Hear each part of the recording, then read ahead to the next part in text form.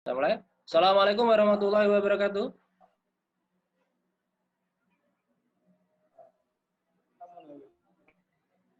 Ya, terima kasih anak-anak. Selamat siang.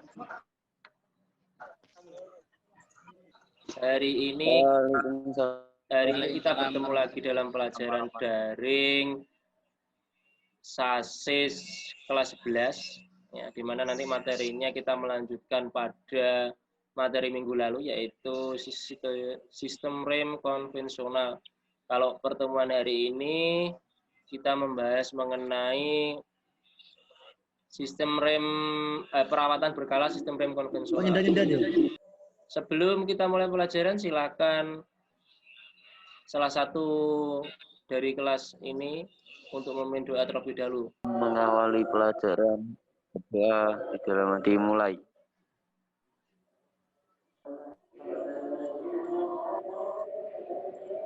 Ya, selesai.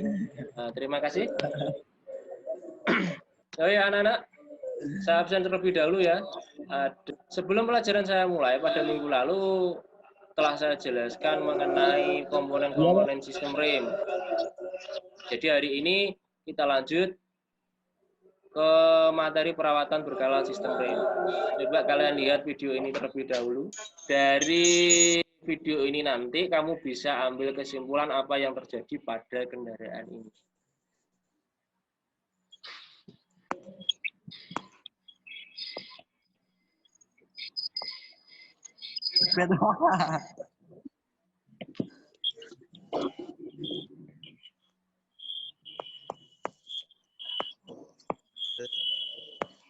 Ya, bisa kamu perhatikan di situ. Ya, terlihat ya. Pertanyaan saya, apa yang terjadi pada bis ini? Silakan dijawab. Salah satu anak. Remnya. Apa? Mungkin remnya blong, Pak. Oh, remnya blong. Rem blong itu diakibatkan oleh apa kira-kira? Mungkin kan pasnya sudah kampas remnya sudah habis. Bisa. Selain itu? Bisa. Selain itu apa? Selang minyak rem bocor. Minyak rem bocor. Dari permasalahan ini, dari permasalahan video ini, ya, video tadi, kamu ambil kesimpulan. Ya, ambil kesimpulan. Apa saja yang harus dilakukan ketika terjadi masalah seperti itu? Maka pengecekannya apa dulu? Pengecekannya komponen apa dulu di situ? Bisa dilihat. Akan saya bagi kelompok. Kamdan, terus Torik, Muhammad Atul Minan, kelompok 1. Ferdi, Ubed, sama Rojab, Ridwain, kelompok 2. Muhammad Latif. Yang harus kalian catat dan kalian diskusikan.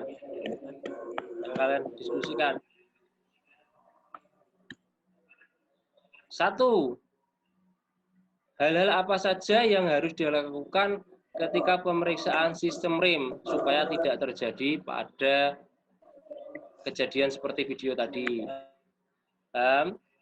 Terus kedua, komponen apa yang harus diperiksa pada sistem rem? Komponen apa saja yang harus diperiksa pada sistem rem?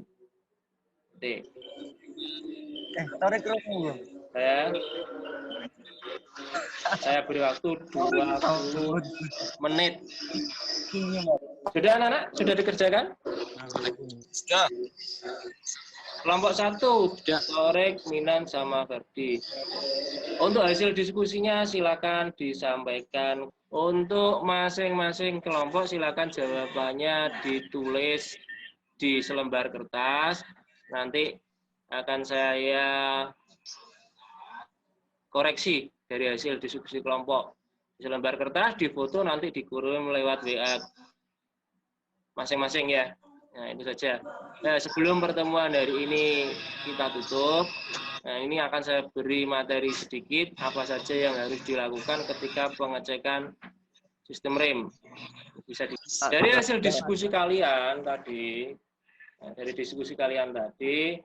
kamu bisa melihat ada beberapa kerusakan yang terjadi sehingga kamu harus melakukan pemeriksaan. Dan fungsi dari pemeriksaan sistem rem konvensional itu untuk apa? Nah, ini menjaga kondisi komponen sistem rem agar terjamin keamanan dalam berkendara. Terus jenis-jenis pemeliharaannya apa saja? Pemeliharaan komponen sistem rem tromol, pemeliharaan komponen rem cakram, dan ketiga pemeliharaan handbrake. Yang pertama yang harus dilakukan, ya, periksa tinggi pedal rem. Ini tinggi pedal rem harus diperiksa. Yang kedua atau berikutnya pemeriksaan booster. Jadi komponen booster itu harus diperiksa. Caranya meriksa gimana? Hidupkan mesin, tekan pedal rem, kemudian matikan mesin sambil menahan pedal rem. Yang kedua, tahan pedal rem selama 30 detik. Jika tinggi pedal rem tidak berubah, berarti kondisi baik. Tetapi jika tinggi pedal rem berubah, menunjukkan kondisi yang tidak baik. Master silinder. 1. Tambahkan minyak rem sampai di atas batas maksimal dan minimal. Jadi ketika kalian kehabisan minyak rem karena kebocoran, maka bisa dilihat nanti indikatornya dari reservoir tank ini. Jika kurang dari minimal, maka terjadi kebocoran. Tetapi kalau di antara maksimal dan minimal, tidak terjadi kebocoran. Berarti rem tidak bekerja itu bisa diakibatkan oleh hal lain. Dan jangan sampai mengisi minyak rem itu melebihi batas maksimalnya ini. Terus yang berikutnya pemeriksaan komponen rem tromol. Dilihat. Pertama, periksa ketebalan kanvas rem. Kedua, periksa diameter tromol. Ketiga, periksa well cylinder atau silinder roda. Periksa kondisi dan tebal semua kanvas rem. Pemeriksaannya seperti ini, terlihat pada gambar. Jadi kalau tebal kanvas rem itu nanti minimalnya berapa? Nah, itu bisa disamakan dengan manual book yang ada. Cara mengukurnya seperti ini, bisa dilihat dari gambar. Kamu harus menggunakan mistar baja atau ujungnya jangkar sorot untuk mengukur ketebalan dari kanvas rem. Pemeriksaan komponen rem cakram. Nah, ini periksa tebal dis atau tebal piringannya dengan menggunakan alat apa ini? Dan Hamdan, ini alat apa Dan? Mikrometer. Oh, mikrometer, betul. Ini terus terakhir, nah ini periksa tuas handbrake. Jadi handbrake-nya diperiksa untuk melakukan penyetelan. Kalau kamu tarik, ternyata indikator lemnya pada dashboard itu tidak menyala, berarti rem parkirnya tidak berfungsi. Tetapi ketika kamu tarik dan menyala, maka dia bisa berfungsi. Ya, nah, itu pengecekan terakhir. Saya rasa untuk pertemuan hari ini materinya cukup dulu, tetapi sebelum atau saya mengakhiri pelajaran pada hari ini, untuk tugasnya nanti silakan dikerjakan, bisa dilihat di learning model, e-learning model atau daringnya. Terlihat e-learning modelnya atau e-learningnya terlihat? Nah, kamu buka, jangan lupa nanti, tadi kan sudah absen, jangan lupa setelah absen buka materi atau pertemuan ke-13. Nah, ini ada soal saya.